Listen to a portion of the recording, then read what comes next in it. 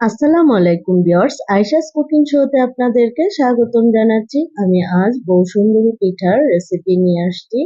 আশা করছি ভালো লাগবে। তো চলুন শুরু করি। আমি একটি বাটিতে 1.5 কাপ শুকনো চালের গুঁড়া নিচ্ছি। তারপরে হাফ কাপ ময়দা দিয়ে দিচ্ছি। টোটাল আমার 2 কাপের মতো হলো। তারপরে সামান্য লবণ দিয়েছি। আপনারা এখানে গুঁড়া দুধ দিতে পারেন, তো আমি দিলাম না। এবং নরমাল পানি দিয়ে এই বেটারটি করে নিতে হবে। একদম স্মুথ বেটার করতে হবে, তা না হলে পিঠা ভালো হবে না। তো আমি অনবরত হুইস্ক দিয়ে ভালো করে নেড়ে নিচ্ছি এবং এই ব্যাটারটি আমি রেস্টে রেখে দিব 15 মিনিটের জন্য। যেহেতু শুকনা চালের গুঁড়া নিয়েছি, এই জন্য রেস্টে রাখতে হবে, তাহলে পিঠা ভালো হবে। তো আমি চলে আসলাম চুলায় পাতিল বসিয়ে দিয়েছি। হাফ কেজির একটু কম দুধ নিয়েছি। তারপরে আমি দিয়ে দিলাম হাফ কাপ সুজি, তারপরে 2টা এলাচ দেওয়ার পরে আমি 2.5 টেবিল চামচের মতো নারকেল কোড়া দিয়ে দিলাম। একটু নারকেল দিলে ভালো লাগবে। তো আমি জাল দিয়ে শুকিয়ে নিচ্ছি। হালকা ঘন হয়ে গেছে। এ পর্যায়ে আমি দিয়ে দিচ্ছি খেজুরের গুড় দিয়ে দিচ্ছি। আপনারা চাইলে চিনি দিতে পারেন। তো আমি গুড় দিয়ে এই সুজি ভালো করে জাল করে নিচ্ছি। জাল করে একদম ঘন করে নিচ্ছি। দেখুন, আর ঘন করব না, এরকম অবস্থায় আমি নামিয়ে ফেলবো। তো আমি নামিয়ে নিচ্ছি।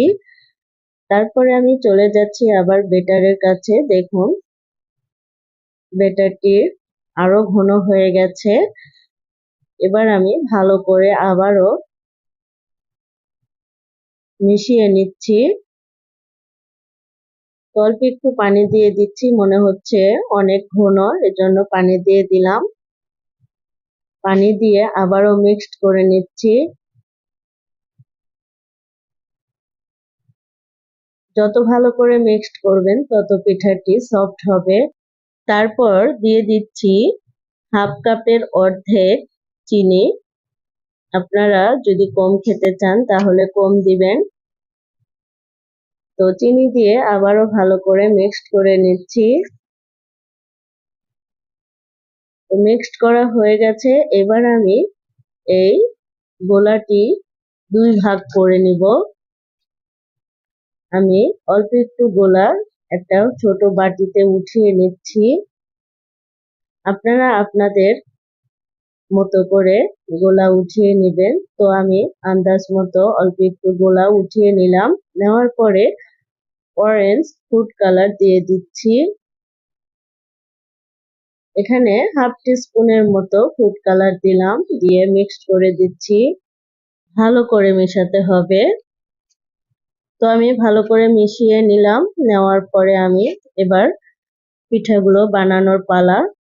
চুলায় আমি ফ্রাইং প্যান দিয়েছি এবং ফ্রাইং প্যানে একটু তেল দিয়েছি। তেল দেওয়ার পরে আমি এই বেটারটি, অরেঞ্জ কালার বেটারটি আমি পলিথিনে ভরে নিয়েছি। আপনারা চাইলে বোতলে ভরে নিতে পারেন। তো আমি পলিথিনে ভরে এরকম করে দিয়ে দিচ্ছি।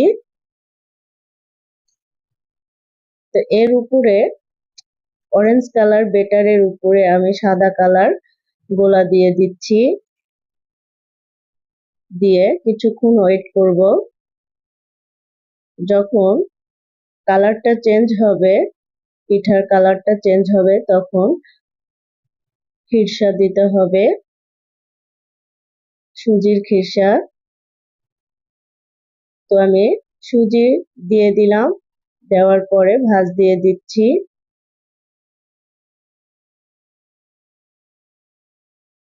এভাবে আমি সবগুলো পিঠা তৈরি করে নিব। তো আমার একটি পিঠা রেডি হয়ে গেছে। আমি আবারও প্যানে তেল দিয়েছি। তেল টিস্যু দিয়ে মুছে দিচ্ছি। মুছে দিয়ে আবারও অরেঞ্জ কালারের বেটার দিয়ে দিচ্ছি। গোল করে দিয়ে দিলাম।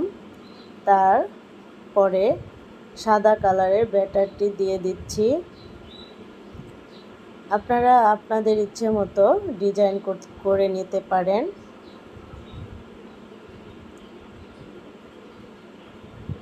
তো পিঠাটি যখন হবে তখন এক পাশে সুজির পুর দিতে হবে। তো আমি সুজি দিয়ে দিলাম, দিয়ে ভাঁজ দিয়ে দিচ্ছি। একটু সাবধানে করতে হবে, তা না হলে ভেঙে যাবে। তো আমি এভাবে সবগুলো পিঠা বানিয়ে নিয়েছি। পিঠাগুলো কেমন হয়েছে আপনারা কমেন্ট বক্সে জানাবেন, জানালে খুশি হব। তো আমি একটি পিঠা দেখিয়ে দিচ্ছি। এই পিঠাটি যখন আমি প্যান থেকে উঠাচ্ছিলাম তখন ভেঙে গিয়েছিল, সেজন্য আর ভেঙে দেখালাম না। তো আমার পিঠাগুলো এরকম হয়েছে। এই পিঠাগুলো খেতে অনেক মজা, আপনারা বাসায় ট্রাই করবেন।